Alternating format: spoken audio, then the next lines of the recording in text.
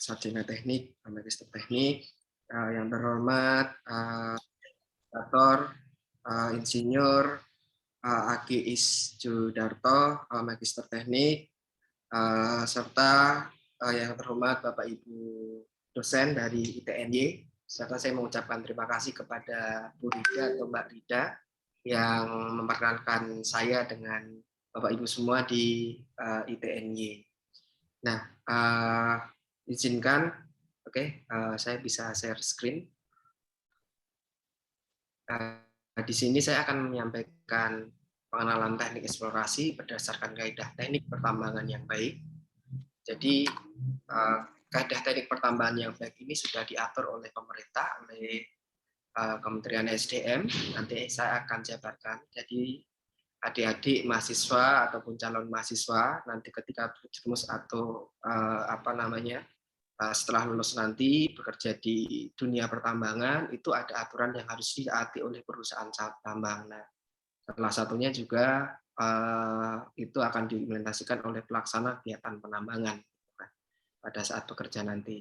Nah, itu pun kami punya tugas untuk melakukan pengawasan terhadap pelaksanaan aturan yang dilaksanakan oleh yang harus dilaksanakan oleh perusahaan pertambangan.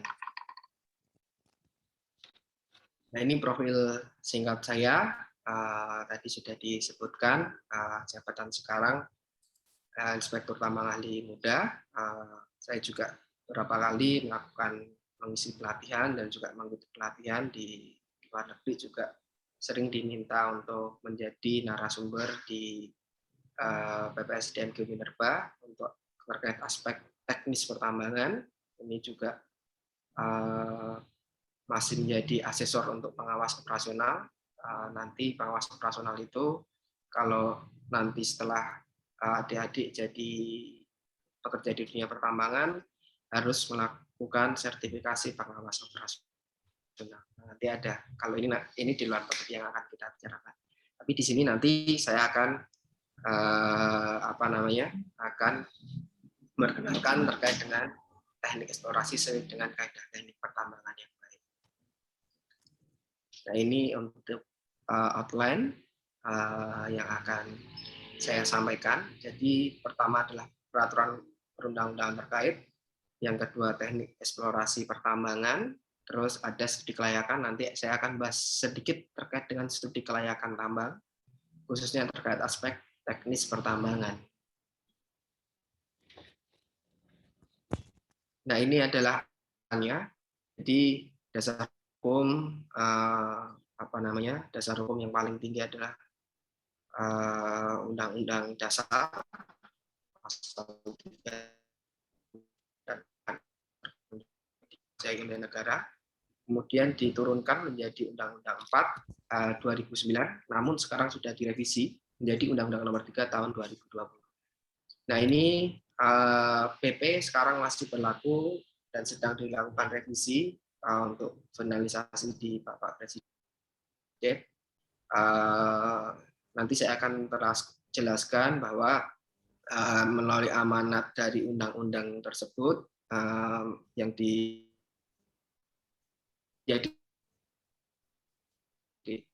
tahu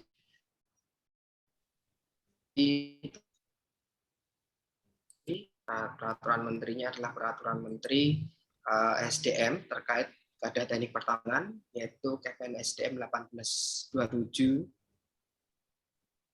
itu yang mengatur tentang kaidah teknik itu diatur semua dari aspek eksplorasi sampai kegiatan pasca tambang.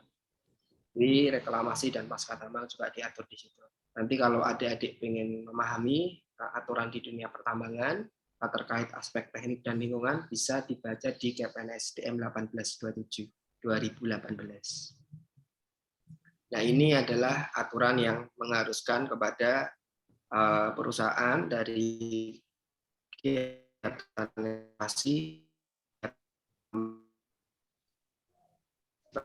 untuk reklamasi dan kegiatan pasca tambang. Tapi di sini saya mengenalkan terkait dengan eksplorasi saja, karena topiknya kita sampai di situ. Nah ini menurut amanat PP, peraturan pemerintah. Jadi peraturan pemerintah ini secara hierarki hukum adalah di bawahnya undang-undang. Jadi kalau undang-undang ini adalah amanat rakyat yang disusun oleh anggota dewan yang terhormat kemudian diturunkan menjadi PP yang ditandai oleh Presiden. Nah ini dan juga nanti diturun menjadi Kepmen. Jadi Kepmen dan PP ini merupakan turunan undang-undang yang itu merupakan amanat rakyat untuk melaksanakan perintah dari undang-undang. Nah ini salah satu pengawasan teknik pertambangan sebenarnya dimaksud pada PP nomor 55 2010 terkait dengan kegiatan eksplorasi atau IUPK eksplorasi terhadap pelaksanaan teknik eksplorasi. Nah, salah satu untuk pengawasannya kami juga melakukan pengawasan terkait dengan pelaksanaan teknik eksplorasi yang dilakukan oleh perusahaan pertambangan. PP tersebut menjadi permen, nah, Permen SDM nomor 26 tentang kaidah teknik pertambangan. Nah, salah satu turunannya di sini yaitu terkait dengan melaksanakan ketentuan teknis pertambangan dalam kegiatan usaha pertambangan yang meliputi salah satunya eksplorasi, studi kelayakan, konstruksi, dan juga penambangan, pengolahan, pengangkutan, dan pasca tambang. Dan ini sangat kompleks nanti kalau kita lihat susunannya. Nah, ini eksplorasi sendiri ya. Jadi eksplorasi sendiri menurut kaidah teknik pertambangan yang yang baik sudah disusun sedemikian rupa. Jadi eksplorasi ini adalah suatu kegiatan yang dilakukan untuk mencari endapan mineral atau batu bara untuk selanjutnya bisa diekstrak menjadi atau bisa dilakukan studi sehingga nanti bisa apakah endapan tersebut prospek untuk ditambang atau endapan tersebut tidak layak untuk ditambang. Nah itu nanti salah satu studinya adalah studi kelayakan. Tapi tahap awal dari kegiatan pertambangan ini adalah melakukan eksplorasi. Semuanya dicari, ataupun itu mineral ataupun itu batu bara. Nah ini pemerintah melalui Kementerian SDM sudah mengatur norma-norma untuk pelaksanaan kegiatan eksplorasi. Ini norma di sini adalah atau aturan di sini adalah aturan minimum yang harus dilaksanakan oleh perusahaan pertambangan. Gitu. Nah ini kegiatan eksplorasi. Kegiatan eksplorasi secara umum dibagi menjadi dua, yaitu pertama dilakukan perencanaan dulu, perencanaan kegiatan eksplorasi yang meliputi tujuan, tahapan, lokasi, metode pelaksanaan, waktu dan biaya, dan pelaksanaan. Jadi disusun dulu rencana eksplorasinya seperti apa, baru nanti dilaksanakan pelaksanaannya. Nah, pelaksanaan eksplorasi pun dibagi menjadi dua lagi. Eksplorasi pendahuluan dan eksplorasi rinci. Eksplorasi pendahuluan meliputi studi pustaka, eksplorasi terus survei tinjau dan prospeksi. Eksplorasi rinci dibagi menjadi teknik eksplorasi, survei eksplorasi, dan estimasi sumber daya. Jadi goalnya dari kegiatan eksplorasi ini adalah estimasi sumber daya. Nah, estimasi sumber daya ini digunakan untuk nanti kita kaji, kita asesmen dalam dokumen studi kelayakan. Nah, dokumen studi kelayakan itu nanti saya akan jelaskan secara singkat juga seperti apa gitu. Nah, itu dari aspek apa saja yang harus kita kaji untuk supaya sebelum melakukan operasional penambangan, semua detail studi sudah terdapat dalam dokumen studi kelayakan tersebut. Tapi yang harus kita awal atau tahapan paling awal dari sebuah kegiatan pertambangan adalah melakukan eksplorasi. Nah, ini adik-adik yang perlu ketahui, ini adalah yang paling awal. Di awalnya harus dilakukan eksplorasi. Oke. Ya, lanjut. Nah, ini tadi eksplorasi pendahuluan. Jadi eksplorasi pendahuluan itu ketika area pertambangan. Jadi pemerintah mengeluarkan izin pertambangan kepada badan usaha atau penugasan kepada badan usaha, yang mereka dikasih wilayah. Nah, wilayahnya itu yang dilakukan kegiatan eksplorasi. Ya, kegiatan eksplorasi yang memang belum ada datanya, belum sama sekali ada datanya, masih area hutan lebat, masih area greenfield, belum ada data eksplorasi. Nah, itu dilakukan namanya eksplorasi pendahuluan.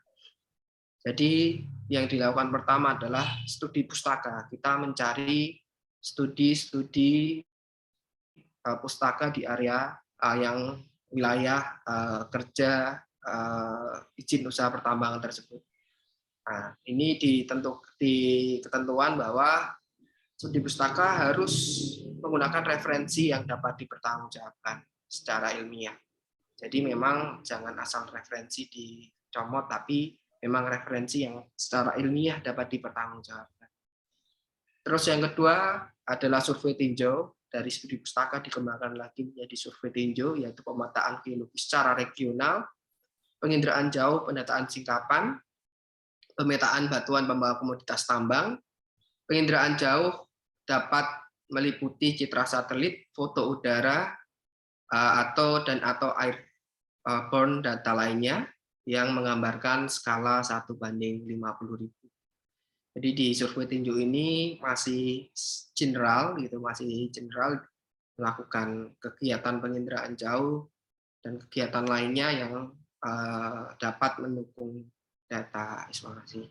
Nah, selanjutnya kalau sudah melaksanakan survei tinjau, tahapan selanjutnya adalah mempersempit area yang terdapat potensi dari kegiatan survei tinjau tersebut, yaitu meliputi pemetaan geologi lokal, daerah penyidikan yang paling kurang didukung dengan data, dokumentasi lapangan, serta hasil interpretasi peta geologi regional mengenai keberadaan endapan mineral dan batu bara.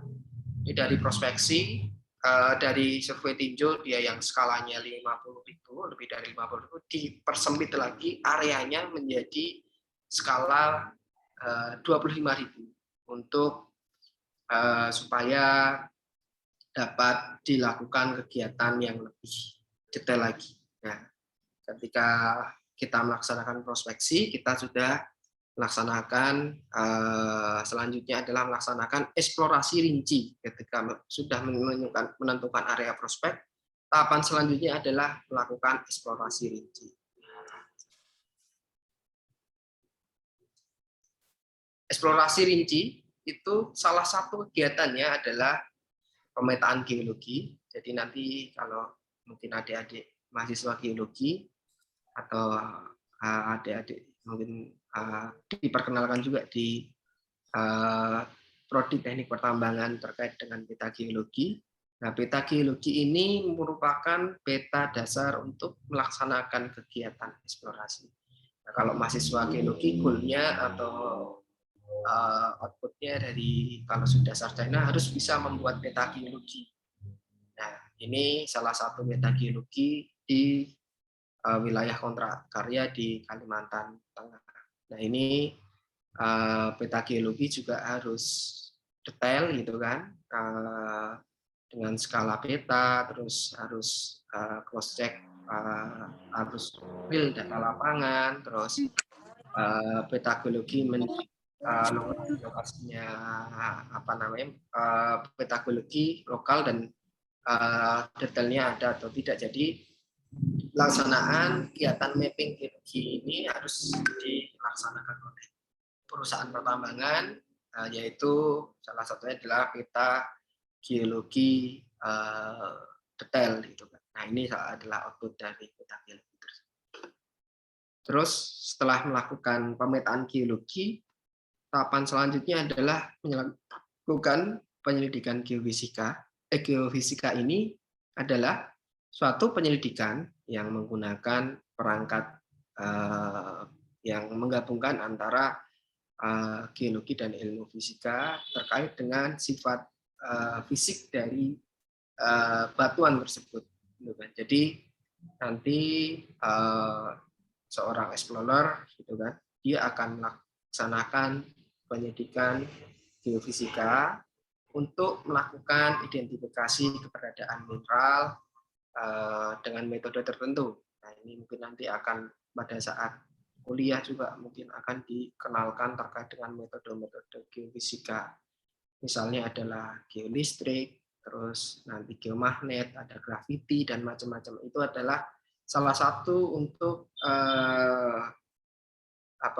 kegiatan berkaitan dengan geofisika untuk mendukung atau melaksanakan interpretasi terhadap keberadaan mineral.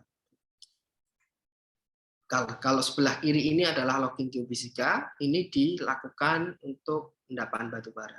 Jadi ada perbedaan kalau di tambang batu bara itu dia diwajibkan untuk melakukan logging geofisika. Logging geofisika itu memasukkan alat logging ke dalam lubang bor untuk mengetahui keberadaan lapisan batu bara maupun lapisan lainnya, gitu kan, untuk diinterpretasi berkaitan dengan ketebalan maupun dengan apa namanya, untuk kalau kami nyebut sebagai data quantity atau kuantitas, karena untuk logging di batu bara itu dia harus setiap lubang bor untuk point of observation atau untuk estimasi sumber daya, dia harus dilakukan logging geofisika. Gitu. Nah, kalau yang mineral ada macam-macam, salah satunya adalah IP, gitu kan. Terus ada geomagnet, nah ada juga nanti gravity, nah itu macam-macam sistem metodenya, dan itu digunakan untuk menunjang itu interpretasi keberadaan endapan mineral. Nah, terus geokimia setelah dilakukan geofisika juga dilakukan penyidikan geokimia. Jadi penyidikan geokimia ini dilakukan untuk mengetahui unsur-unsur yang terdapat pada batuan.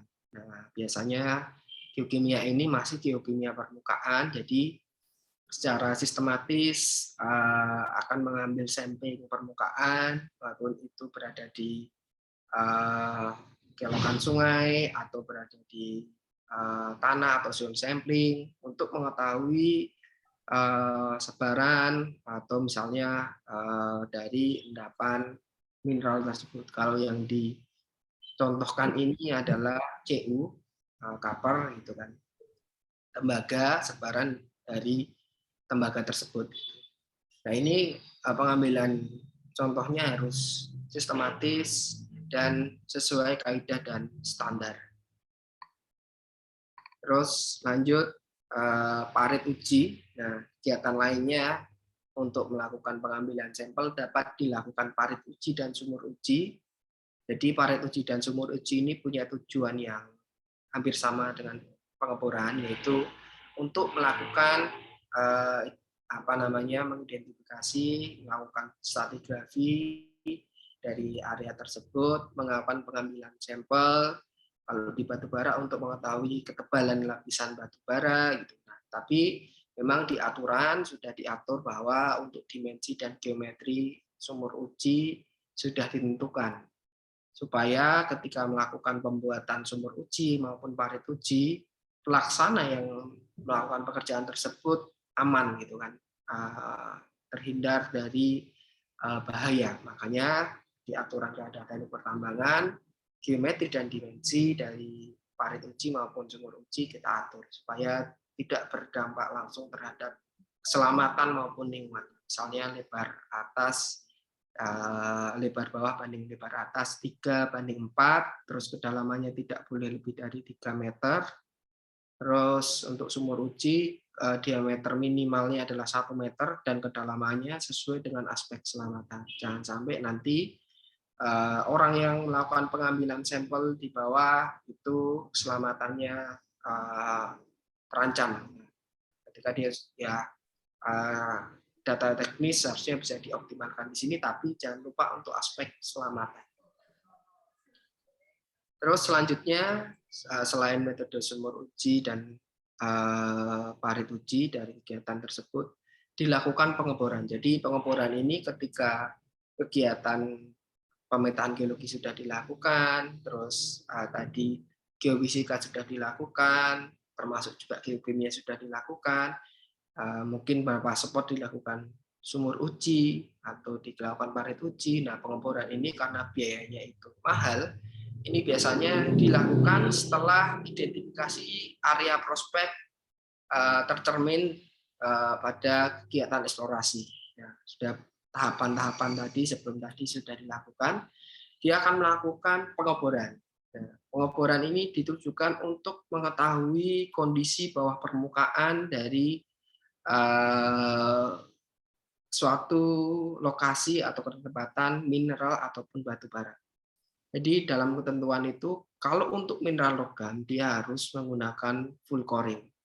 Nah, terus kalau untuk eksplorasi batu bara harus dengan logging geofisika, karena untuk eksplorasi batu bara itu ada juga pengeboran yang menggunakan sistem cutting atau bisa juga touch core. Touch core itu ketika nanti dia akan menyentuh lubang batu bara itu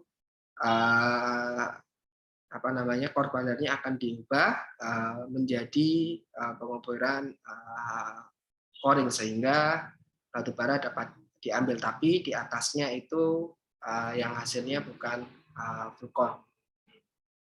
Nah, terus kerapatan titik bor-nya, titik bor untuk pengeboran batu bara itu sudah ditentukan juga, jadi ada standar untuk penentuan kerapatan titik bor berdasarkan SNI 505/2011 terkait pelaporan hasil eksplorasi, estimasi sumber daya, dan estimasi cadangan batu bara. Kalau untuk batu bara, penentuan titik bornya sudah ditentukan di dalam SNI. Terus coal recovery ini khusus untuk batu bara itu ditentukan dalam aturan minimal 95% untuk mengetahui keterwakilan sampel dari kegiatan pengeboran tersebut. Kalau kurang dari itu seperti apa? Nah, kalau kurang dari itu harus ada justifikasi dari orang yang berkompeten. Nah, setelah tadi kegiatan pengeboran, ini kegiatan pemercontohan, jadi contoh dari hasil pengeboran tadi diambil atau contoh dari hasil sumur uji maupun parit uji itu diambil gitu. Nah, itu harus mempertimbangkan tipe endapan, jenis komoditas, metode lokasi pengambilan, waktu pengambilan, keterwakilan distribusi, dan kondisi endapan yang ada. Nah, terus juga pengolahan contoh, jadi di aturan itu diwajibkan pada perusahaan untuk melakukan pengolahan contoh. Nah, pengolahan contoh ini didasarkan pada saat pelaksanaan pengawasan di lapangan banyak contoh yang terbuang, yang tidak termanfaatkan gitu. Jadi setelah kegiatan eksplorasi dia tinggal, contoh itu adalah sebenarnya contoh ini adalah data primer yang harus dijaga oleh perusahaan karena itu mencerminkan data bawah permukaan yang real gitu. Nah, ini terutama untuk contoh pengeboran. Nah, makanya di dalam pengolahan contoh ini pertama adalah kegiatan yang pertama setelah contoh itu diambil adalah melakukan preparasi. Perusahaan akan melakukan preparasi untuk dilakukan analisis, dan ini tidak boleh terjadi kontaminasi pada saat melakukan preparasi. Nah, terus kegiatan lain untuk pengolahan contoh adalah dokumentasi. Jadi dokumentasi contoh menggunakan pencahayaan yang cukup, tidak menggunakan flash kamera, tegak lurus terhadap core box atau core tray, terdapat pembanding, terdapat tanggal pengambilan, terus resolusi pengambilan minimal 16 megapiksel, dan disimpan dalam basis data. Nah, terus deskripsi contoh meliputi jenis, contoh, lokasi pemercontohan, tanggal pemercontohan, litologi, identitas pelaksana. Nah, terus penyimpanan contoh. Nah, penyimpanan contoh ini harus di dalam bangunan beratap, dilengkapi dengan identitas contoh yang paling kurang memuat informasi, lokasi, penomoran, serta tanggal pengambilan contoh. Jadi contoh ini harus dijaga sebaik mungkin karena ini data primer, gitu kan. Jadi pemerintah juga mengatur terkait pengolahan contoh hasil eksplorasi tersebut, khususnya terkait dengan contoh pengeboran. Nah, ini analisis contoh. Jadi setelah tadi preparasi, dokumentasi, penyimpanan, dan lain-lain, kegiatan selanjutnya di preparasi itu adalah penyiapan, ya, penyiapan contoh untuk selanjutnya bisa dilaksanakan analisis. Nah, analisis ini disyaratkan pertama harus dilakukan di laboratorium yang terakreditasi. Terus analisis contoh dilakukan kontrol kualitas terhadap hasil uji laboratorium. Terus untuk mineral harus ada unsur utama dan penyerta, misalnya nanti asosiasi dari emas, itu kan biasanya ada Ag, Cu, dan mineral-mineral asosiasinya ini harus dilakukan analisis juga. Jadi tidak hanya unsur utama, tapi juga unsur penyerta. Nah, ini pengambilan contoh untuk penelitian harus mendapatkan izin dari Kepala Teknik Tambang, dan nanti Kepala Teknik Tambang yang akan melapor kepada Kepala Inspektur Tambang di Jakarta. Nah, ini terkait dengan analisis contoh sebagai data teknik pertambangan yang baik. Kita akan lanjut ke pemetaan. Jadi di sini yang dilakukan adalah pemetaan topografi. Mahasiswa pertambangan juga pasti akan melakukan pemetaan topografi terkait, walaupun itu untuk nanti estimasi atau kalau nanti di lapangan terkait dengan praktek untuk melihat peta kemajuan tambang. Tapi kalau yang di sini ini adalah pemetaan untuk kegiatan eksplorasi. Nah, ini kita sebut sebagai survei eksplorasi, gitu, dibagi menjadi dua. Jadi ada pemetaan topografi dan survei titik bor. Nah, pemetaan topografi ini pertama dia harus terikat dengan jaring kontrol horizontal nasional atau JKHN. Yang kedua, pemetaan harus dilakukan dengan metode ground survey dengan skala pemetaan 1:2000. Jadi untuk nanti estimasi sumber daya, untuk pemodelan sumber daya, peta ini harus presisi, itu tidak boleh ambil dari global mapper atau boleh ambil dari lainnya. Kalau untuk pendidikan, tapi kalau untuk nanti untuk di perusahaan pertambangan, dia tidak boleh diambil dari global mapper atau untuk dia hanya dari Indraja saja untuk topografi, khususnya untuk topografi untuk estimasi sumber daya. Nah, ini pemetaan harus dilakukan di lapangan ataupun metode non terestris seperti drone. Drone itu pun juga punya level akurasi yang disyaratkan, yaitu minimal 1 meter. Itu kalau pemetaan sekarang menggunakan drone yang dilengkapi dengan sensor lidar. Jadi banyak perusahaan pertambangan yang sudah menggunakan drone yang dilengkapi dengan sensor lidar. Sensor lidar itu adalah sensor laser yang dia akan melakukan survei dengan akurat. Nah, ini akurasinya memang kurang dari 1 meter. Nah, terus selanjutnya adalah survei titik bor. Jadi setelah melaksanakan pengeboran, bor tersebut akan dilakukan survei, gitu kan.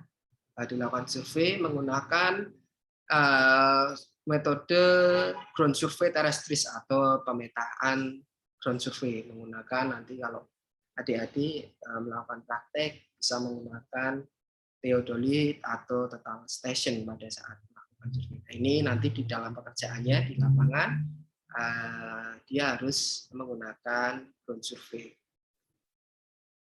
Nah, terus lanjut.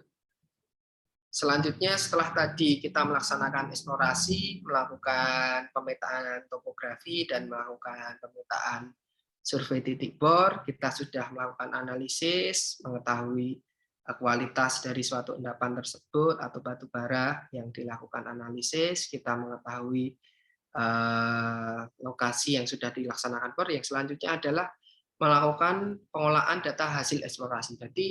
Jadi data hasil eksplorasi tersebut harus diolah dalam suatu basis data dan harus divalidasi oleh tenaga teknik pertambangan yang berkompeten. Jadi data-data tersebut harus divalidasi untuk apakah data tersebut nanti dapat sesuai atau tidak, misalnya titik bornya dari lokasi ini, apakah ada yang kualitasnya, misalnya di sini salah satu validasinya terkait dengan top to base interval, terus ketebalan ini batu bara, terus hasil labnya nomor sekian. Nah, terus juga ini terkait dengan analisis kualitas, terkait proximate analysis mungkin untuk batu bara, nilai dari proximate analysis harus 100. Ini akan dilakukan validasi oleh tenaga teknik pertambangan yang berkompeten.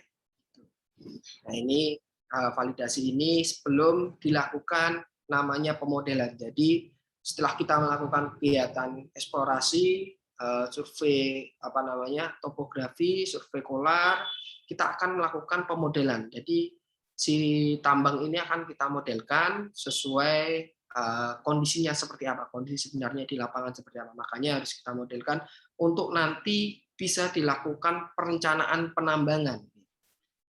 Geometrik dan dimensinya kita harus tahu, ini ada di kedalaman berapa, kualitasnya seperti apa. Nah, itu nanti namanya di pemodelan. Nah, tapi sebelum pemodelan ini ada satu step yang namanya di satu sistemkan dulu, data eksplorasi harus disimpan gitu kan. Terus kita validasi untuk dilakukan pembuatan model. Nah, ini untuk estimasi sumber daya. Jadi goalnya dari kegiatan eksplorasi yang saya sebutkan tadi adalah estimasi sumber daya. Nah, ini estimasi sumber daya ini harus mengacu kepada SNI 5015/2011 dan perubahannya. Ini SNI mineral, ini SNI batu bara. Yang bawah SNI 4726/2011 tentang mineral. Tapi ini sudah dilakukan revisi menjadi SNI 5015/2019. Yang terbaru adalah 2019. Tapi kalau di Kepmen, karena Kepmennya itu sebelum SNI, jadi disebutkan SNI yang dulu yang berlaku sekarang adalah SNI 5015/2019 dan 4726/2019. Jadi di sini ditentukan dalam SNI tersebut adalah terkait dengan sumber daya. Nah, goal dari eksplorasi adalah kita melakukan estimasi sumber daya.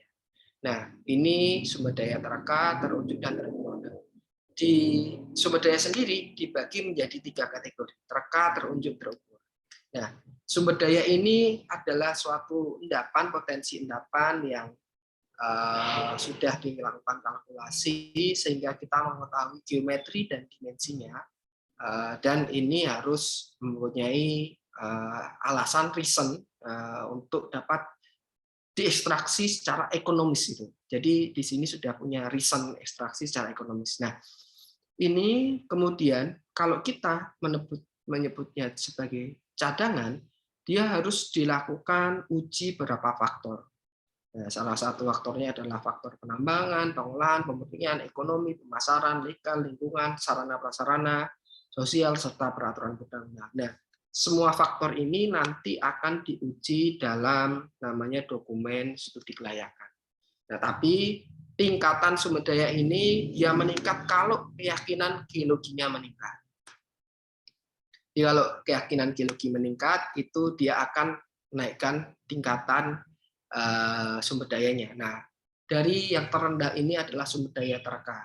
Sumber daya tereka mungkin dia masih jarak antar titik pengamatannya atau titik bornya, atau mungkin ada sumur ujinya masih misalnya interval 1 kilometer, atau mungkin masih lebih dari itu. Nah, itu kita sudah bisa melakukan kalkulasi, tapi masih kalkulasinya yang sangat sederhana. Jadi karena belum confident ya dengan hal tersebut, makanya dia masih dalam kategori tereka itu, atau misalnya jaraknya masih 500 meter gitu kan antar titik bor gitu kan. Nah, itu di SNI nanti sudah diatur di SNI gitu kan. Tergantung juga kompleksitas geologi. Nah, ketika nanti kok geologinya semakin kompleks, maka jarak antar titik bor atau jarak antar titik pengamatan atau titik informasi dia harus semakin rapat. Nah, itu pengaruh geologi di situ terhadap kondisi geologi. Nah, kondisi geologi itu apa? Itu adalah struktur geologi.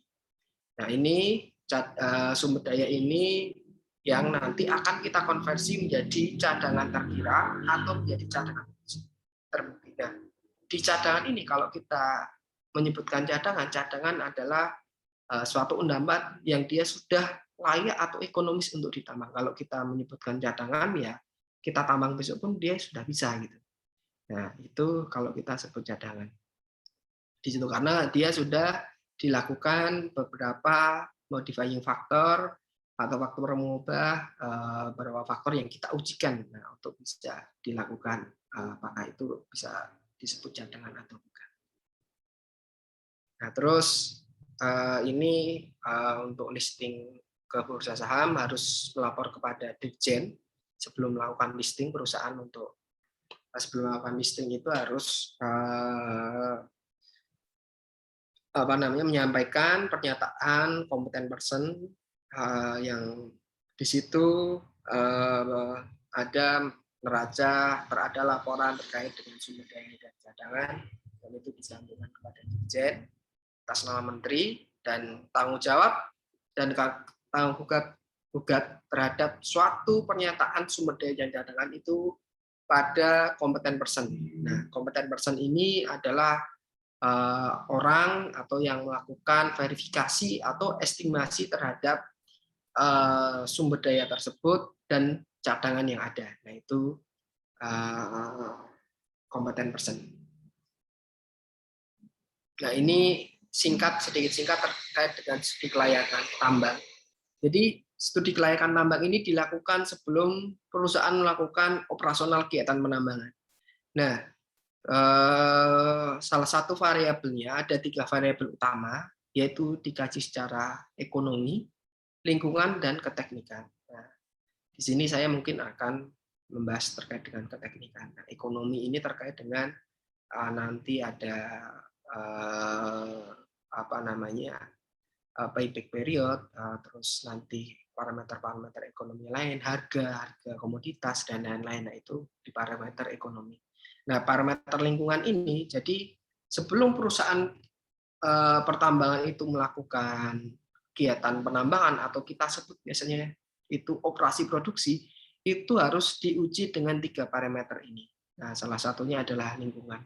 Nah, lingkungan ini yaitu AMDAL atau KLUPL, itu ketentuannya sudah ditentukan oleh Kementerian Lingkungan Hidup dan Kehutanan.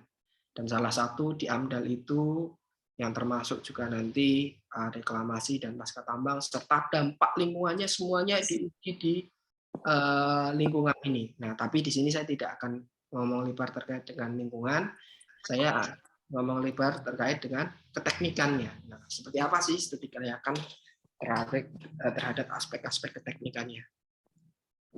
Nah, ini gambaran umum untuk aspek keteknikan dari studi kelayakan, yaitu ada ketentuan umum, geologi keadaan endapan, sumber daya dan cadangan, geoteknik tambang, hidrologi dan hidrogeologi, kajian air asam tambang, dan perencanaan tambang. Nah, ini pertama ketentuan umum di dalam studi kelayakan. Studi kelayakan harus mengacu laporan lengkap eksplorasi. Jadi, sebelum dilakukan studi kelayakan, perusahaan akan membuat namanya laporan lengkap eksplorasi yang itu dokumennya menjadi satu dengan dokumen studi kelayakan. Nah, ini dokumen tersebut disusun, laporan lengkap eksplorasi adalah goalnya adalah sumber daya yang akan diujikan menjadi cadangan melalui studi kelayakan tersebut. Terus itu dilakukan oleh tenaga teknis pertambangan yang berkompeten. Nah, ini nanti adik-adik setelah lulus punya pengalaman nanti di dunia tambang, silakan mengikuti kursus diklat apapun yang ada gitu untuk bisa menjadi tenaga teknik pertambangan yang berkompeten. Ini kami harapkan nanti adik-adik bisa menjadi tenaga teknik pertambangan yang berkompeten ketika nanti menjadi praktisi di dunia pertambangan. Karena memang untuk level tertentu di perusahaan tambang itu kita atur kompetensinya. Gitu. Jadi mau tidak mau nanti adik-adik harus melakukan atau upgrade kompetensi. Misalnya untuk kepala teknik dia harus di level kompetensi tertentu, itu sudah kita atur di sini. Jadi adik-adik nanti kita harapkan ketika nanti lulus di menjadi praktisi pertambangan, nah dari awal nih, dari sebelum adik-adik kuliah ini udah tahu nih nanti di dunia pertambangan itu seperti apa. Nah, salah satu kompetensinya adalah pengawas operasional. Nah, kalau ingin menjadi kepala teknik tambang itu harus menjadi pengawas operasional terlebih dahulu. Nah, seperti itu. Nah, terus ini juga diatur juga terkait dengan luasan area studi gitu. Jadi ketika tadi diberikan pemerintah izin terkait dengan kegiatan eksplorasi, maka sebelum melakukan kegiatan studi kelayakan, 70% area tersebut yang diberikan oleh pemerintah tersebut harus dilakukan kegiatan eksplorasi, gitu kan. Nah, ataupun intinya jangan sampai ada area greenfield. Nah, terus atau di sini untuk mineral atau seluruh area prospek dilakukan eksplorasi dan mendapat klasifikasi sumber daya terunjuk dan terukur. Nah, kenapa sumber daya terunjuk dan terukur? Karena dua sumber daya ini yang selanjutnya bisa diujikan menjadi cadangan. Seperti itu. Nah, ini tadi geologi dan keadaan endapan, nanti dijelaskan seperti geologi regional, litologi, stratigrafi, struktur geologi, mineralisasi, bentuk penyebaran endapan, sifat kualitas endapan, peta penyebaran titik pengeboran. Terus ini sumber daya dan cadangan ini harus mengikuti kaidah yang ada di dalam standar nasional Indonesia. Nah, ini tadi untuk klasifikasi sumber daya menjadi terka, terunjuk, terukur, terkira, terbukti, dan dilakukan oleh orang yang berkompeten. Dan ini memang untuk syarat yang orang yang berkompeten ini minimal pengalaman 5 tahun dan dia harus relevan dengan kegiatan atau kegiatan terhadap estimasi sumber daya atau estimasi cadangan. Nah, ini sudah diatur juga di dalam Kepmen. Nah, ini juga kita harapkan nanti adik-adik bisa menjadi orang yang berkompeten juga. Untuk misalnya nanti kalau biasanya tambang itu biasanya nanti akan menjadi kompeten person untuk cadangan gitu kan. Nah, terus geoteknik tambang. Jadi geoteknik tambang tadi salah satu hal yang harus kita kaji ketika nanti akan menentukan suatu desain tambang. Nah, desain tambang itu juga ditentukan dengan kajian geoteknik. Geoteknik itu nanti hasil akhirnya, goalnya adalah rekomendasi geometri dan dimensi dari jenjang tambang atau geometri dan dimensi terhadap lubang bukaan tambang. Nah, ini harus dilakukan juga oleh perusahaan pertambangan. Nah, terus juga ada kajian hidrologi dan hidrogeologi. Nah, mungkin nanti akan dipelajari juga oleh mahasiswa pertambangan. Hidrologi yaitu memuat air permukaan, hidrogeologi memuat air bawah permukaan. Jadi ketika suatu permukaan dipotong oleh lubang tambang itu pasti akan berpengaruh terhadap air tanahnya. Nah, makanya sebelum dilakukan penambangan, kajian ini sudah harus ada dulu, harus dikaji dulu. Nah, ini salah satu kajian terkait dengan hidrogeologi maupun hidrologi. Nah, hidrologi terkait dengan air permukaan. Intinya di hidrogeologi ini kita menghitung air yang masuk di area pit atau area lubang tambang tersebut. Nah, sehingga air tersebut dapat dilakukan pengolahan sehingga tidak mengganggu operasional penambangan. Nah, ini nanti juga akan dipelajari juga mungkin sama adik-adik pertambangan. Nah, selanjutnya terkait dengan kajian air asam tambang. Nah, kajian air asam tambang ini sangat penting gitu. Jadi kajian air asam tambang ini meliputi identifikasi material pembawa asam dan material yang tidak menyebabkan air asam tambang. Nah, ini namanya studi geokimia biasanya dilaksanakan atau dilakukan oleh perusahaan tambang batubara. Nah, ini jadi pada saat eksplorasi sekaligus mengambil data eksplorasi, sekaligus juga mengambil data geokimia untuk bisa dilakukan analisis. Nah, ini diwajibkan kepada perusahaan pertambangan. Nah, terus perencanaan tambang. Nah, ini adik-adik mahasiswa pertambangan pasti juga nanti di pertambangan juga akan belajar terkait dengan ini, terkait dengan optimasi tambang gitu, PISR, dolar indeks minimal 5 tahun, terus dengan sistem metode penambangan, spasial, geoteknik, lingkungan, teknologi, terus diameter desain tambang harus seperti apa, ini harus sesuai dengan kajian geoteknik, terus kapasitas timbunannya berapa, desain timbunannya seperti apa, desain jalan tambang yang nanti direncanakan seperti apa. Nah, itu sudah terkaji di dalam dokumen studi kelayakan. Panjang, lebar, grade jalan itu sudah ada di dokumen studi kelayakan. Terus perencanaan produksi, jadi di dokumen studi kelayakan ini juga diatur dengan perencanaan produksi yang nanti juga yang melakukan perencanaan ini adalah kawan-kawan engineer pertambangan juga gitu kan, perencanaan produksi sampai dengan umur tambang. Nah, tadi kan kita hitung nih geometri dan dimensinya si endapan tadi nih dari hasil eksplorasi tadi nih. Nah, sumber dayanya sekian, nah terus kita uji lagi nih menjadi cadangan. Nah, cadangan ini yang nanti akan dioptimalisasi oleh engineer-engineer tambang, akan dihitung umur produksinya sampai berapa, umur tambangnya sampai berapa. Terus metode penambangan seperti apa nanti, schedulingnya gitu kan, dari land clearing sampai dengan stockpile. Terus kemajuan tambang per tahun harus didokumentasikan dalam peta perencanaan pertambangan.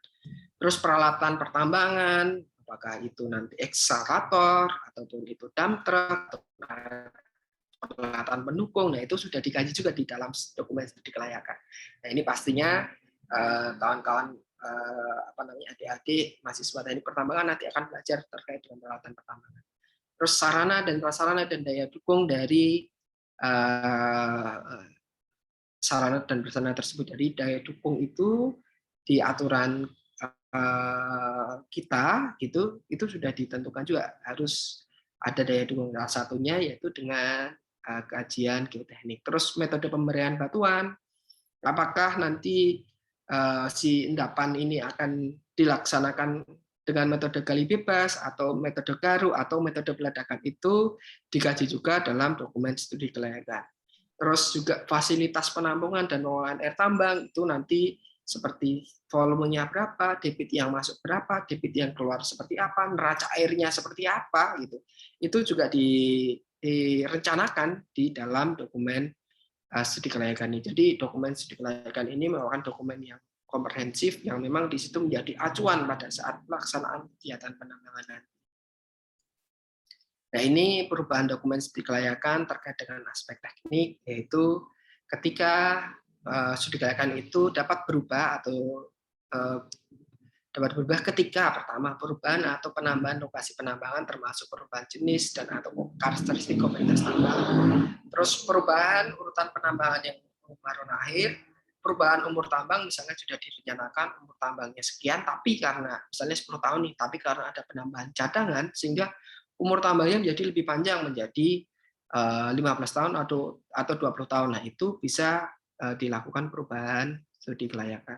Atau perubahan sistem metode penambangan. Misalnya dari open pit dulu nih, dari open pit sudah maksimal, misalnya di Freeport karena dia sudah maksimal ya, sampai batas bukaannya dia tidak bisa, kalau sudah dibuka lebih lebar sudah tidak ekonomis lagi gitu, makanya dengan pertimbangan SR atau PSR atau pertimbangan keekonomian gitu dilakukan penambangan bawah tanah. Nah, itu juga harus dilakukan perubahan studi kelayakan untuk dikaji lagi aspek teknik, ekonomi dan juga lingkungannya. Nah, terus perubahan metode pengolahan atau pemurnian. Nah, ini ketika nanti ada suatu perubahan metode dari pengolahan dan pemurnian, dan yang paling terakhir adalah peningkatan kapasitas produksi. Ketika misalnya suatu perusahaan tambang punya kapasitas produksi misalnya batu bara 2 juta ton per tahun, namun ketika dia ingin meningkatkan kapasitas produksi menjadi 4 juta ton, maka kan ada perubahan geometri dan dimensi dari pit tersebut, ada perubahan, ada penambahan alat, nah ada perubahan lain yang itu tentunya akan berdampak terhadap keekonomian, teknis maupun lingkungan. Makanya ini harus dilakukan perubahan studi kelayakan. Nah, itu mungkin dari saya. Untuk waktu selanjutnya saya kembalikan ke Pak Is sebagai moderator. Terima kasih. Terima kasih Pak Rian, luar biasa sekali ya. Masukannya ini komprehensif sekali ya dari awal prospeksi sampai ke studi kelayakan. Baik, terima kasih Pak Rian ya. Oh ya maaf tadi saya sebutkan tadi S1 dari pertambangan, ternyata dari geologi ya Pak Rian. Ya, Oke, jadi ini untuk mahasiswa baru ini akan bisa membuka wawasan ya, bahwa kegiatan-kegiatan eksplorasi itu akan mendasari, menjadi dasar atau acuan dari tahapan-tahapan berikutnya. Kalau eksplorasinya itu tidak valid, data-datanya tidak valid, otomatis perencanaan tambangnya juga tidak valid. Kalau perencanaan tambang tidak valid, larinya ke produksi. Produksinya jadi bisa kacau balau Pak Rian ya. benar Pak, benar. Jadi kualitas data itu sangat penting ya.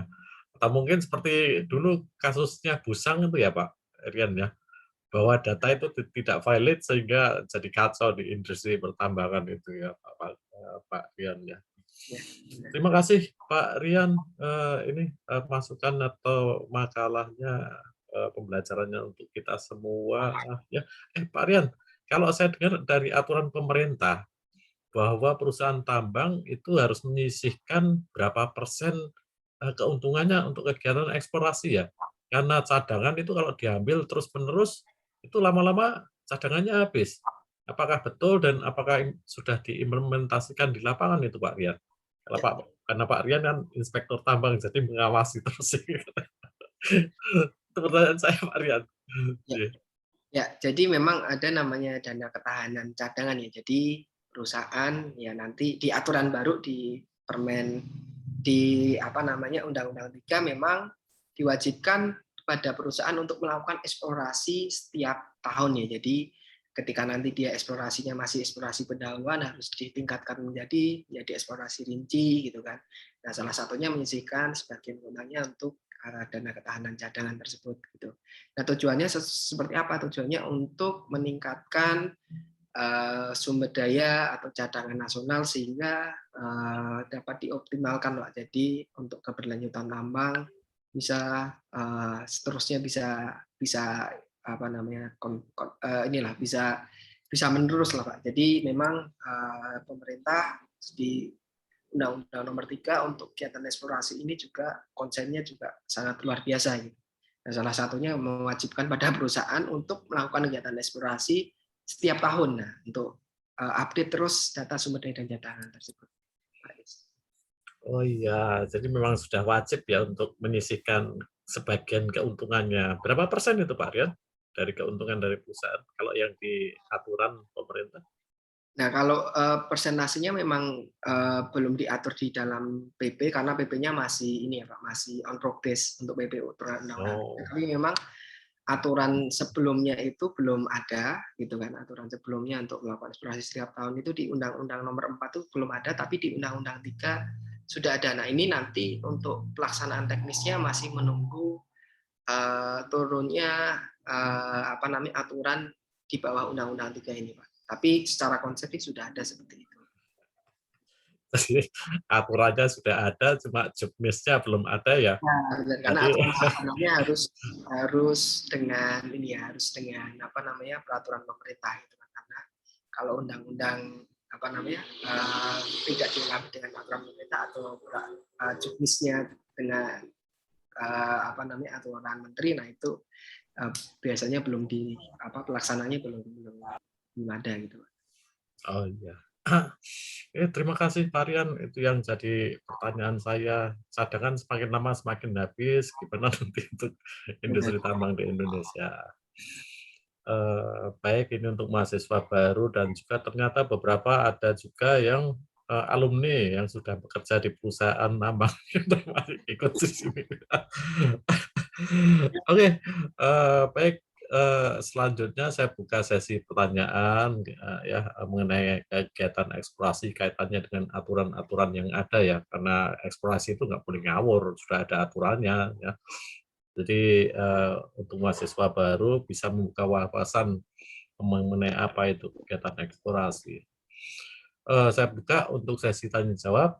Untuk sesi pertama, Saya buka 3 orang penanya, silahkan langsung aja lah, langsung aja ya ditanyakan. Assalamualaikum warahmatullahi wabarakatuh, Pak. Waalaikumsalam. Saya atas nama Zan Sehingga Pradiptama dari Maba Pertambangan 2021 di ITNJ. Saya ingin bertanya, apa tujuan dari eksplorasi di dunia tambang dan jelaskan dampak apa yang terjadi jika air asam tambang itu habis. Terima kasih. Oke. Oke, penanya pertama ya. Mau dijawab langsung atau tunggu 2 orang lagi, Pak Rian?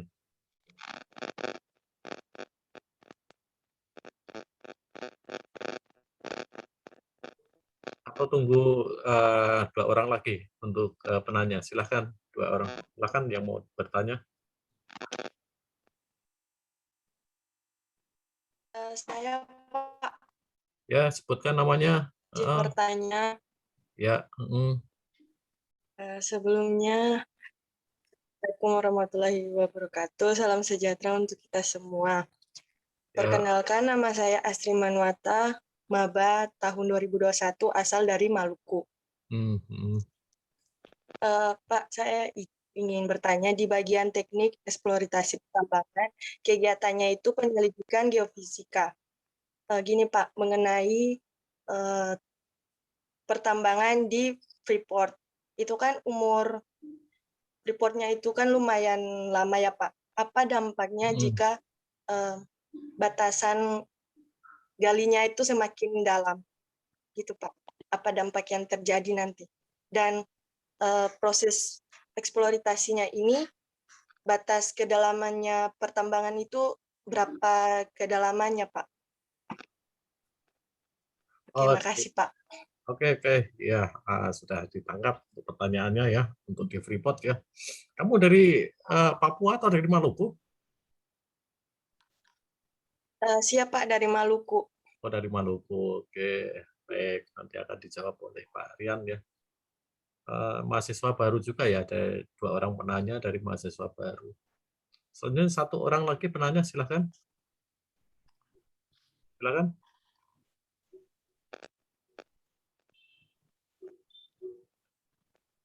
Ya. Oke. Belum ada Pak Rian. Ya, mungkin bisa dijawab dulu ini dari 2 ini mahasiswa ini. Silakan Pak Rian. Siap Pak Is, terima kasih.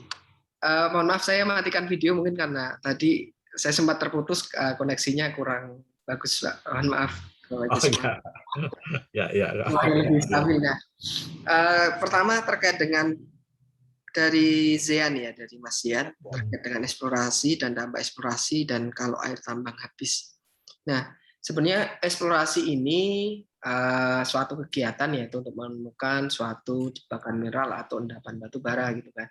Nah, dampaknya dari eksplorasi ini kalau tadi sudah disebutkan juga sama Pak Is, kalau kita eksplorasinya asal-asalan ngawur tidak sesuai dengan kaidah teknik gitu kan, tidak sesuai dengan aturan, maka konsekuensinya adalah data sumber daya ataupun cadangannya akan menjadi kacau. Nah, kalau data sumber daya dan cadangannya menjadi kacau, maka untuk pelaksanaan kegiatan penambangannya akan menjadi kacau balau juga. Jadi sebisa mungkin dari hulunya diatur supaya data eksplorasi ini dapat dipertanggungjawabkan, dan ketika nanti dilaksanakan kegiatan penambangan, data tersebut bisa kegiatan eksplorasi tersebut bisa menyampaikan data yang memang data yang akurat dan aktual gitu. Nah, makanya pada saat kegiatan eksplorasi dilakukan pengaturan seperti itu. Nah, terus terkait dengan air asam tambang. Jadi air asam tambang itu adalah air yang terjadi pada saat proses kegiatan penambangan,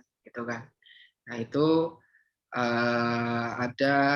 ada segitiga namanya segitiga air asam tambang.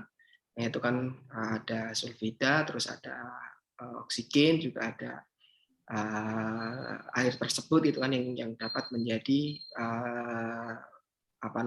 air asam tambang. Nah, air asam tambang ini berdampak terhadap lingkungan. Jadi kalau dia langsung ke perairan umum, maka air asam tambang ini akan mencemari lingkungan dan mengakibatkan misalnya biota mati atau pencemaran dan lain-lain, maka salah satu untuk air asam tambang ini harus dikelola, jadi bukan habis ya, tapi harus dikelola gitu, harus dikelola oleh perusahaan tambang supaya ketika nanti dia keluar ke lingkungan itu harus memenuhi baku mutu lingkungan.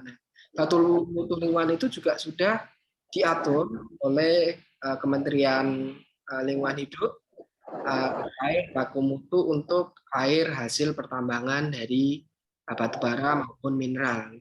Jadi sudah ada baku mutunya. Jadi kalau dia keluar baku mutu, nah itu menjadi penyalahi. Nah, sanksinya bisa sanksi pidana kepada perusahaan tambang. Kalau dia mencemari lingkungan, nah itu sanksinya ke perusahaan tambang, nah itu bisa dipenjara. Nah, terus yang kedua dari Astri ya, dari tadi ya, terkait menanyakan batasan tambang ya, batasan tambang sejauh mana sih batasan tambang itu gitu. Nah, batasan tambang itu ditentukan pada saat perencanaan tambang. Jadi perusahaan tambang melakukan perencanaan tambang dalam dokumen studi kelayakan, dia akan mengkaji sampai batasan berapa sih. Nah, batasannya itu dikaji dari aspek keekonomian. Nah, kalau menggali sekian, cost-nya berapa gitu, itu dikaji di situ, maupun parameter dari geoteknik tambang. Nah, geoteknik tambang juga akan mengkaji ini secara keteknikan, secara geometri dan dimensi ini ini amannya sampai berapa ya nanti untuk supaya si tambang ini tidak longsor gitu kan. Nah, itu sudah dikaji batasan maksimalnya di situ. Jadi ada parameter keekonomian dan juga ada parameter teknis, yaitu dikaji dengan studi geoteknik. Dan makanya sangat penting studi geoteknik untuk menunjang seberapa dalam tambang tersebut. Nah, Freeport itu dia tidak bisa diperdalam lagi karena ada faktor keekonomian juga termasuk faktor geotekniknya. Jadi kebetulan saya sudah berapa kali ke Freeport gitu kan, sampai di area bottom pit, dia ini sudah turun sekitar 1 kilometer ke bawah gitu, dengan diameter 4 kilo gitu. Jadi kalau adik-adik bayangkan itu 4 kilo itu, jarak 4 kilo itu adalah diameter dari lubang tambangnya tersebut. Nah, itu pun nanti di bawahnya itu masih ada endapan, masih ada CuAu, ada copper, masih ada masih ada yang bisa dioptimalkan. Nah, itu akan dilakukan dengan sistem metode penambangan bawah tanah. Jadi ketika karena Freeport sudah tidak bisa melakukan extraction lagi dari open pit, dia akan melakukan kegiatan penambangan dengan cara metode penambangan bawah tanah. Seperti itu. Begitu Mbak Ania Astri ya. Mohon maaf pas saya tadi putus, apakah ada pertanyaan yang selain batas kedalaman ya? Tadi saya mohon maaf tidak bisa. Terus itu kan umur perusahaan Freeport kan lumayan lama gitu Pak. Terus apa sih dampaknya, efeknya jika masih proses penggalian gitu Pak? Oke, jadi misalnya Freeport masih lama ya, sampai 2040 gitu ya. Nah, jadi gini, kalau kita tahu tambang ini manfaatnya sangat banyak untuk kita. Nah, semua yang kita pakai itu dari tambang, gitu kan. Termasuk HP, termasuk yang digunakan pulpen gitu kan, ataupun logam dan lain-lain, itu kan dari tambang ya. Nah, manfaatnya selain itu adalah manfaat ke negara. Jadi perusahaan itu ada namanya pajak yang disetor ke pemerintah dan royalti. Jadi ketika nanti produksinya sekian, dia membayar royalti ke negara. Nah, tentunya royalti tersebut juga digunakan untuk pembangunan. Selain pajak, dari perusahaan pertambangan ini semacam Freeport, dia juga akan membagikan royalti. Nah, royaltinya nggak cuma ke pemerintah pusat saja, tapi ke pemerintah daerah, ke pemerintah provinsi, dan pemerintah kabupaten gitu kan, itu sampai ke sana. Nah, itu juga nanti bisa dimanfaatkan untuk pembangunan itu tadi, APBN atau APBD yang ada. Nah, terus tadi yang ditanyakan terkait dengan ini ya, manfaatnya ya sampai 2020 gitu ya, atau sampai sampai umur tambangnya ya, Mbak Astri ya? Tidak Pak, maksud saya itu ini kan umurnya udah lama Pak, terus penggaliannya udah sangat ke dalam gitu. Dampaknya apa sih gitu ke para penggali jika ingin melakukan galian lebih dalam gitu Pak? Masih melakukan eksploitasi gitu Pak? Siap. Nah, jadi Freeport itu yang untuk open pit namanya Grasberg itu sudah tidak bisa diperdalam lagi karena alasan keekonomian dan finansial. Nah, maka dia mengubah sistem penambangannya ini dari open pit menjadi tambang bawah tanah, gitu kan? Dari tambang bawah tanah karena masih di dalamnya itu masih ada masih ada kandungan mineralnya gitu. Nah, maka dia lakukan ekskavasi dengan metode penambangan bawah tanah. Nah, otomatis pekerjaannya yang dia di permukaan nanti juga ataupun dia akan melakukan kegiatan penambangan bawah tanah. Nah, metodenya pun berbeda, metode penambangan bawah tanah.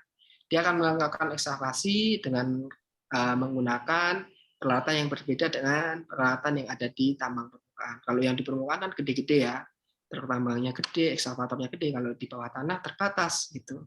Nah, kalau di Freeport itu dia menggunakan sistem namanya penambangan block caving gitu. Nanti adik-adik akan belajar terkait dengan sistem penambangan. Nah, salah satu sistem penambangannya itu adalah yang disebut namanya block caving. Block caving itu adalah sistem runtuhan. Jadi dia akan meruntuhkan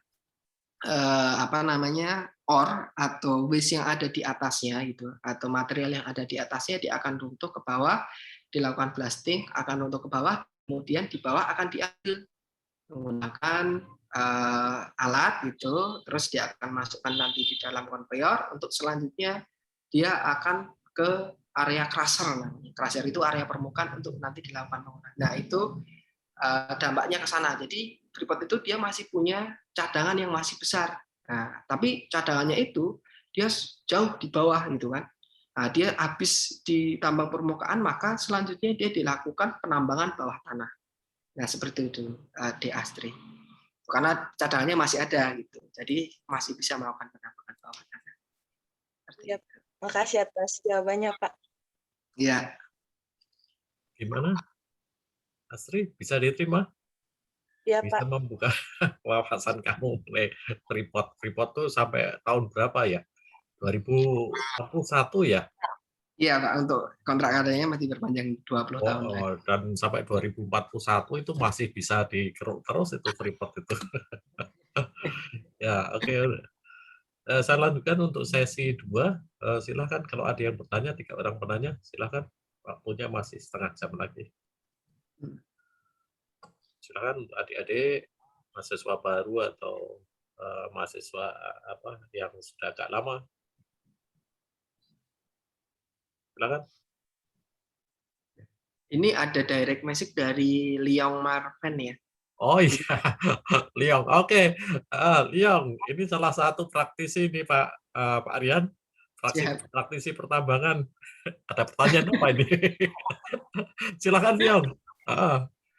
Liang, silakan. Silakan Pak Liang. Pak Liang. Selamat siang Pak Liang. Aduh, malah kemana ini? Ada pertanyaannya nggak itu Pak Rian dari Pak Liang? Ya, saya bacakan Pak Rian, mohon izin bertanya terkait eksplorasi dan proses penambangan emas di Tumpang Pitu Banyuwangi. Nah, kebetulan saya belum pernah ke Tumpang Pitu. Tumpang Pitu ini sebenarnya kewenangannya provinsi, gitu, karena dulu izinnya di provinsi. Saya belum pernah ke sana untuk melakukan pengawasan, gitu. Nah, di Tumpang Pitu Banyuwangi ini ada namanya PT BSI ya. Setahu saya ada PT BSI. Nah, untuk proses eksplorasinya sendiri, dia ini kan primer ya, kalau nggak salah ini kan tipenya kan tipe urat ya, di sana kan tipe endapannya tipe urat gitu kan. Nah, dia juga melakukan eksplorasi seperti tambang emas lainnya. Nah, seperti tambang emas lainnya yang tipe urat, seperti misalnya di Tondano, ataupun misalnya di Pongkor, tapi Pongkor dia menggunakan tambang bawah tanah. Nah, ataupun di Sumatera Utara namanya ada Agim Gold Resources. Nah, sistem eksplorasinya sama dengan itu, tapi tentunya dia juga melaksanakan kaidah teknik pertambangan yang baik juga tentunya yang dilakukan pengawasan oleh rekan-rekan inspektur tambang di penempatan di Provinsi Jawa Timur, karena untuk izinnya dulu yang di daerah dulu pengawasannya juga oleh pemerintah daerah, tapi sekarang karena ditarik ke pusat juga pengawasannya oleh pusat, tapi dibagi-bagi per region provinsi gitu. Nah, terus kalau untuk ekskavasi maupun eksplorasi penambangannya namanya juga pakai sistem, saat ini pakai sistem penambangan terbuka gitu. Nah, ini juga dilakukan juga katanya sih ya masih dalam eksplorasi lanjut tapi terkendala sosial. Nah, setahu saya sih ada kendala sosial di Tumbang Pitu atau Banyuwangi tersebut. Nah, seperti itu sih kalau yang saya tahu untuk area ini ya, daerah Banyuwangi Tumbang Pitu yang dikelola oleh PT BSI. Nah. Oke, terima kasih Pak Aryan. Pak Liong, halo, Pak Liong. Ya, Liang ini salah satu alumni, saya lupa angkatan berapa Pak Aryan. Dia daerah jajahannya tuh di Kalimantan Tengah ini Pak. Mulai dari Palangkaraya, Murung Raya, Barito Utara. Liang, udah. Oke, baik itu. Itu jawaban dari Pak dari Pak Rian ya, Liang jagoan ataupun nggak tahu ini ya. Terima kasih Pak Rian. Mungkin ada pertanyaan lainnya, silakan untuk sesi berikutnya. Masih ada 40 menit ya, 25 menit. Selamat siang Pak. Silakan ya. Oh silakan, ya.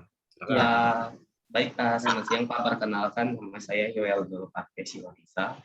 NIM 7100181106 angkatan 2018.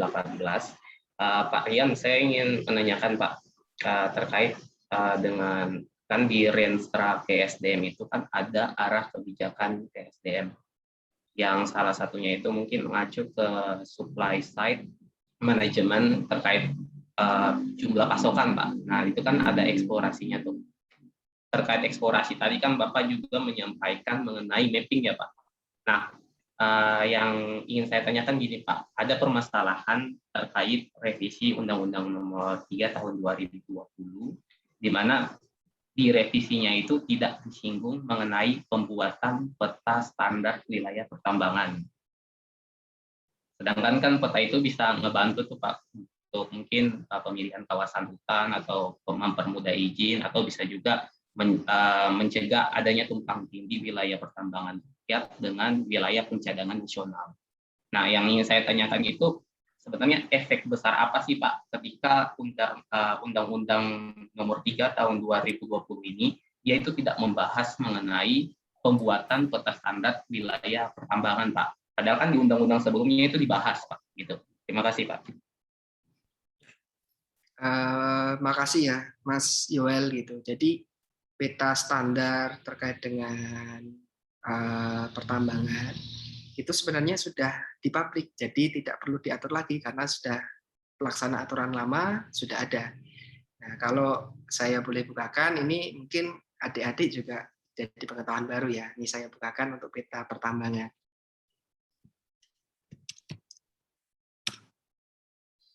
Nah, jadi rekan-rekan pertambangan ataupun praktisi pertambangan ataupun mahasiswa ini semuanya bisa mengakses di namanya Minerva One Map Indonesia. Nah, ini salah satu inovasi yang sudah lama memang dibuat oleh Kementerian SDM oleh Direktorat Jenderal Minerva terkait dengan peta pertambangan di Indonesia. Nah, di sini sangat lengkap informasinya. Misalnya karena ini kan pengguna umum nih. Nah, adik-adik atau mahasiswa pertambangan atau praktisi pertambangan bisa membuka lewat sini gitu. Nah, apakah tumpang tindih atau enggak? Nah, itu semuanya sudah tergambarkan di sini. Informasi terkait dengan GIS pertambangan semuanya sudah tergambarkan di sini. Area-area pertambangan di mana saja sudah tergambarkan di sini. Jadi ketika misalnya, oh ini ada wilayah pertambangan, PTA, PTB, PTC, ini sudah tergambarkan di sini. Jadi semua sudah tergambarkan, walaupun tidak disebutkan di dalam Undang-Undang 3, ini sudah dibuat. Begitu di ini ya, di UL. Jadi ketika misalnya, oh ini lokasi PTA, sampai mana sih, lokasi PTB seperti apa, sebenarnya ini, terus misalnya ada kawasan hutan, nah kita tinggal klik di layarnya mau seperti apa, kawasan hutan, bentang alam, kars, terus atau ini, nah kita tinggal bisa overlay dengan kawasan hutan gitu. Nah ini ada kawasan hutan, nah memang kawasan hutan perlu PPKH, nah itu seperti itu Mas. Jadi informasinya sudah dibuka ke publik, tinggal nanti kawan-kawan mahasiswa atau praktisi atau ini bisa mengakses di peta pertama secara nasional. Seperti itu. Baik Pak, terima kasih. Gimana Yuel? Bisa menjawab atau masih ada yang ditanyakan? Sudah Pak, terima kasih Pak. Oh ya. Nanti silakan diakses sendiri, namanya SDM One Map gitu. Nah itu informasi terkait dengan wilayah pertambangan itu sudah di-share di situ. Jadi ketika ini apakah tumpang tindih dengan kawasan hutan atau misalnya ini lokasi IUP ini sudah bisa dilihat sama publik gitu. Kalau dulu memang aksesnya ke private gitu kan, cuma ke pemerintah daerah sama internal, tapi sekarang publik pun juga sudah bisa mengakses untuk peta tersebut. Sudah ini dalam satu sistem basis data. Iya Pak Rian, dulu tuh untuk mencari data ini lokasinya punyanya siapa itu susahnya setengah mati Pak Rian. Ya, Pak Setia itu eksplorasi cari data susahnya setengah mati tuh. Kalau sekarang enak ya Pak Rian, langsung ya. Langsung bisa diakses ke publik. Oke, mungkin ada pertanyaan lagi dari audiens peserta, kan? Atau mungkin dari dosen, silakan. Kalau ada pertanyaan, saya lihat ada beberapa dosen juga yang masuk di sini, di audiens.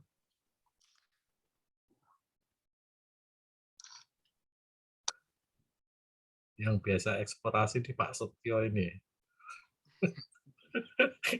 Eksplorasi segala macam ini Pak Setio. Oke. Oke, baik. Kalau tidak ada ya pertanyaannya.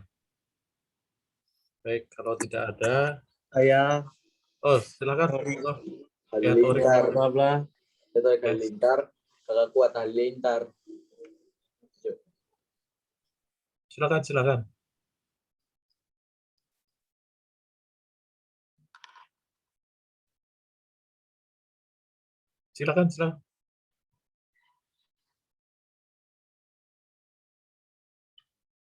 Mau tanya, Torik?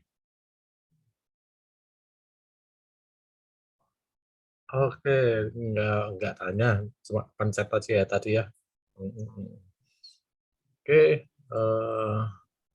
tidak ada pertanyaan lagi nih datanya Pak Rian. Baik, Pak Rian, saya Bapak silakan. ingin bertanya. silakan. Ya, silakan. Sebelum bertanya, saya minta maaf. Pertanyaan saya agak sedikit keluar dari Enggak apa-apa. Pembelajaran. Ya. Ini aku kan nonton di YouTube. Aku kan nonton di YouTube gitu. Di luar negeri itu proses pertambangannya itu ada seperti ritual-ritual gitu, mistis gitu, Pak. Aku ingin bertanya gitu, apakah di Indonesia ada ritual seperti begitu, Pak? Hanya ingin tanya aja, Pak. Kamu sering yang ritual-ritual gitu ya. Monggo, Pak Rian, monggo. Nah, kalau itu ya Kalau itu sih tergantung kearifan lokal masing-masing gitu. Jadi saya juga ini ya, maksudnya kalau di aturan kan tidak ada terkait hal tersebut. Tapi memang kalau kearifan lokal masing-masing daerah kan ada masing-masing. Nah itu biasanya ya kalau misalnya dia melakukan eksplorasi, potong kambing dulu lah atau potong apa, nah, atau melakukan bukaan lahan dia harus potong apa. Nah, itu memang praktek-praktek tersebut mungkin ada di beberapa masyarakat kita. Tapi ya memang apa ya itu tergantung kearifan lokal masing-masing gitu kan. Jadi kita pun juga kalau dari pemerintah juga tidak apa ya maksudnya tidak mengatur itu dan tidak ya itu memang apa namanya kearifan lokal masing-masing ya monggo saja gitu kan. Karena ya kita tidak bisa membatasi hal tersebut. Iya Pak, hanya ingin tanya aja Pak. Iya. Ya, oke, terima Makasih, kasih. Pak.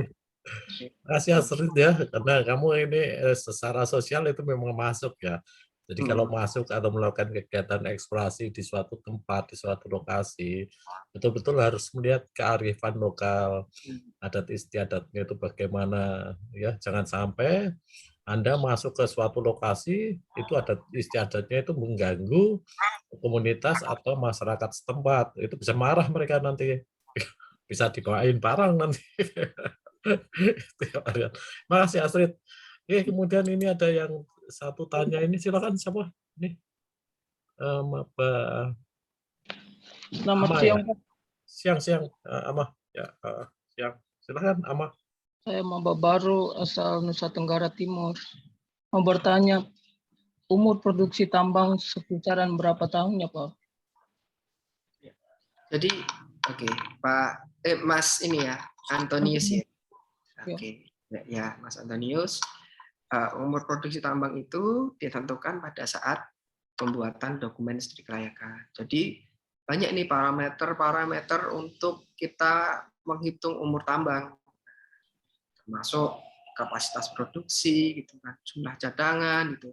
Nah, misalnya ini kita mau ambil kue nih ya, ambil kue ini kita dikasih kue sama tetangga nih kan, ada berapa box nih ya.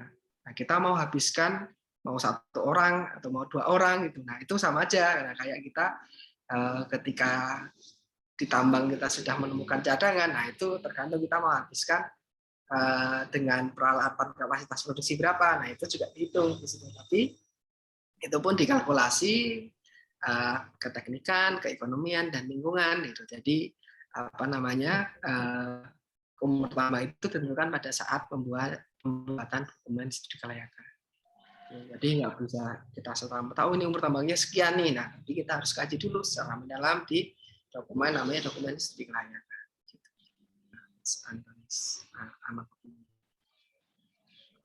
Oke, terima kasih, Pak. Gimana, Ama? Bisa diterima ya?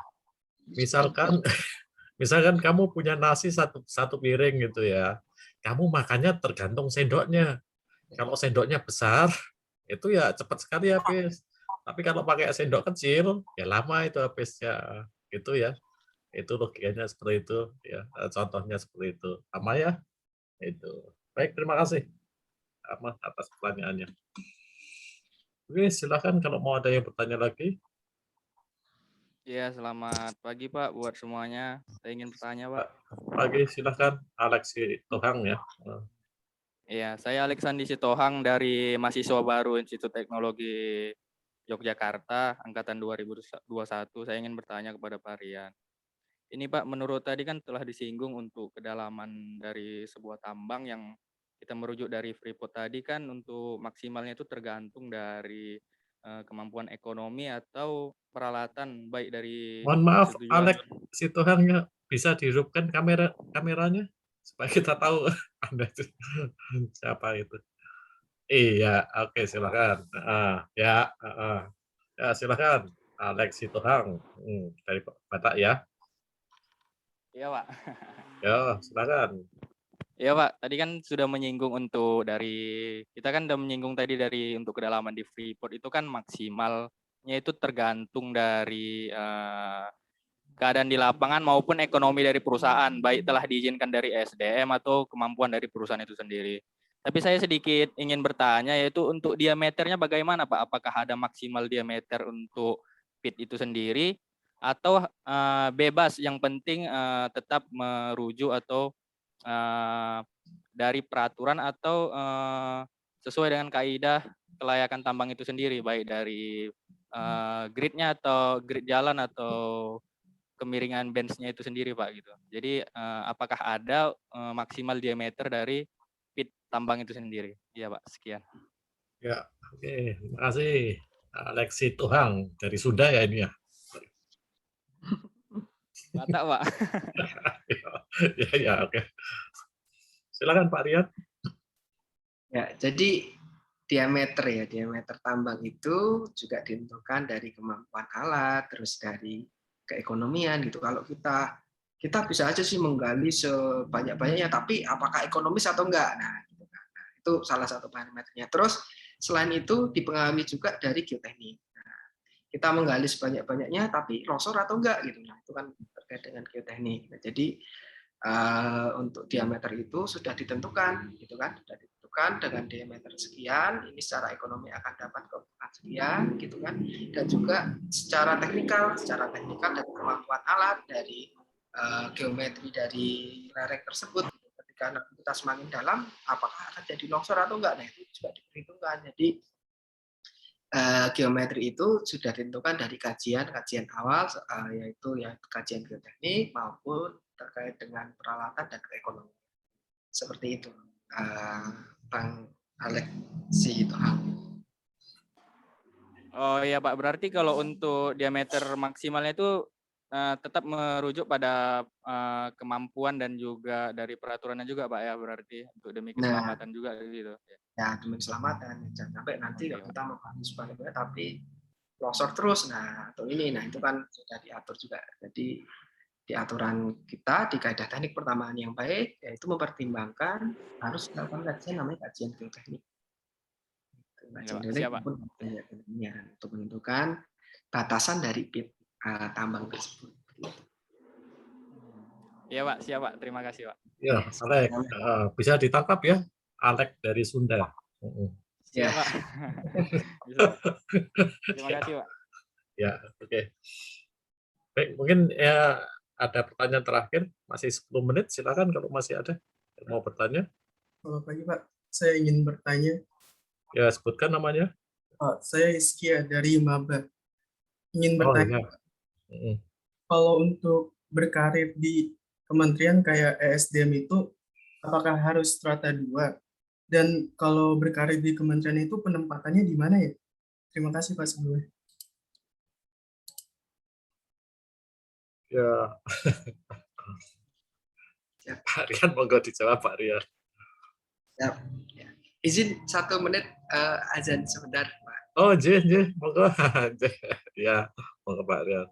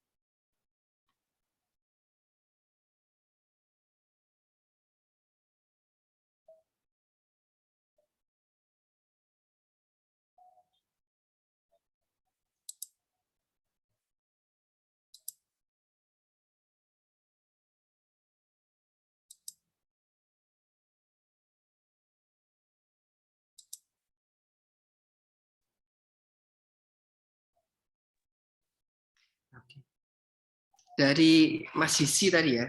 Nah, jadi untuk berkarir di Kementerian SDM ini sebenarnya ada dua opsi. Pertama melalui penerimaan calon pegawai negeri sipil atau CPNS, nah, ataupun melalui perekrutan PPPK. Tapi yang sekarang berjalan ini masih sistematika CPNS. Nah, terus apakah harus S2 atau tidak? Nah, itu tergantung formasi yang dibutuhkan gitu. Nah, ketika nanti ada formasi tertentu gitu, nah itu dia akan meminta untuk spek tertentu. Misalnya kalau saya dulu masuk di inspektur tambang, nanti dimintakan S1 cukup gitu. Nah, dengan background pendidikan sekian-sekian seperti ini, terus nanti juga sertifikat tertentu, misalnya TOEFL atau IELTS gitu kan. Nah, untuk untuk sebagai syarat di formasi tersebut. Tapi itu tidak semua formasi karena setiap syarat tiap formasi berbeda-beda. Ada nanti yang misalnya jadi dosen di PEP gitu, PEP Bandung gitu, itu juga kalau itu harus S2, atau misalnya Widya Iswara juga harus S2. Jadi tiap formasi itu berbeda-beda persyaratannya, apakah harus S1 ataupun S2. Tergantung tergantung dari formasi tersebut. Tanya seperti apa. Seperti itu Mas Rizky. Gimana Rizky? Mas Rizky, bisa diterima jawabannya? Makasih, Pak. Bisa ditangkap? Bisa, makasih. Sama satu lagi ya, itu syaratnya adalah garis tangan. Kalau garis tangan Anda nggak masuk ke SDM ya nggak bisa. Gitu. Nasib itu namanya, garis tangan ya, takdir. Jadi ada beberapa di situ untuk syaratnya, tentunya melalui tes ya. Dan saingannya juga banyak juga itu. Baik, tidak ada pertanyaan lagi ya kelihatannya. Baik Pak Rian, ya saya atas nama Prodi Teknik Pertambangan Fakultas Teknik Teknologi Mineral mengucapkan banyak terima kasih Pak Rian atas kesediaan Pak Rian untuk meluangkan waktunya memberikan webinar di Prodi Teknik Pertambangan. Semoga kedepannya bisa memberikan sekali lagi Pak untuk webinar. Ya, kemudian juga kami monggo kalau Pak Rian nanti mau tindak ke Jogja, mampir ke ITNY Pak Rian ya, untuk mengenal lebih dekat. Sekali lagi Pak Rian, saya atas nama mungkin dari Pak Astio ada, masih ada nggak ya Pak Astio? Saya kira nggak ada Pak Es. Cuman anu aja Pak Rian, bisa untuk di-share materinya tadi itu? Bisa, nanti saya share. Di-share nggih, nanti mungkin monggo ke siapa ini yang biasa? Mbak Ambar ya? Ke Mbak Ambar atau nanti ke Bu Rida? Oh, boleh ya. Lewat Bu Rida aja nggak apa-apa, nanti ke saya mungkin Bu Rida. Atau lewat Pak Bayu juga nggak apa-apa. Baik, terima kasih Pak Rian atas kesediaan waktunya, meluangkan waktu dan tempat. Saya kembalikan ke pembawa acara Mbak Molly Huta Barat dari Nusa Tenggara Timur. Silakan Mbak Molly. Baik Pak, terima kasih atas kesempatan yang diberikan. Saya ucapkan terima kasih banyak kepada pemateri, Bapak Rian Ari Wirawan, Sarjana Teknik, dan juga moderator kita, Bapak Insinyur Agustinus Isudarto, Magister Teknik, serta peserta yang telah sangat antusias memberikan pertanyaan, terutama adik-adik maba. Pertahankan antusiasnya hingga nanti masuk kuliah ya. Dan juga terima kasih untuk seluruh Bapak Ibu dosen yang telah hadir pada webinar hari ini. Tibalah kita di penghujung acara. Kita mulai acara ini dengan doa, baiklah kita tutup dengan doa juga. Berdoa, saya persilahkan.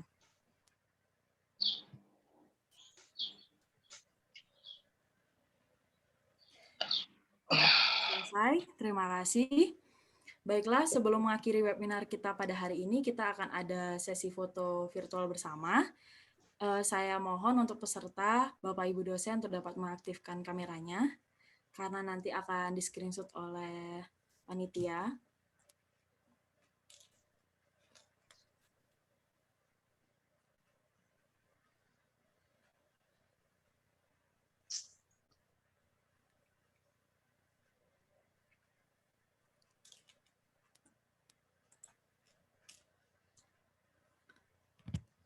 Cakep-cakep nih mahasiswa barunya ini setelah dibuka videonya ini.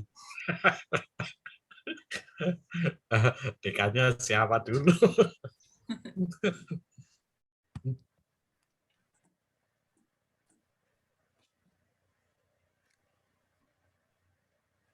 Silakan kameranya dibuka semua ya. Belum kelihatan. Sudah Pak, sudah dibuka. Oh sudah. Oh, halo. Ada Pak. Hai, kabar.